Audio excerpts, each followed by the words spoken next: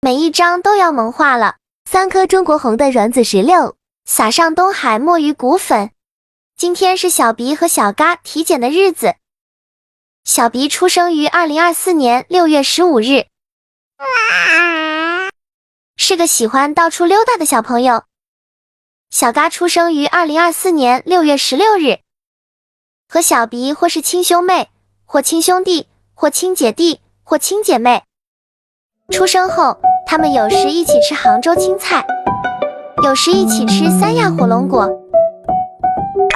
有时一起差点被大爷爷吃掉。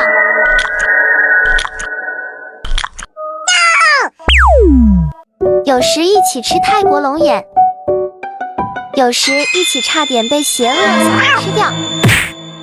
后来吃着吃着，他们就一起长大了。今天小鼻小嘎过100日，看看100天长大了多少。先来量量小鼻，身高3.7厘米，再看看小嘎，身高3.61厘米。再来称体重，小鼻8克，小嘎7克。小鼻比小嘎早出生1天，所以高了0.9毫米，重了1克，是2个茁壮成长的小家伙。谢谢一位叫风之翼703的小伙伴，画了很多张可爱的小蜗牛送给我，每一张都要被萌化了。今天和小伙伴们分享一下，祝我的祖国和小伙伴都茁壮成长。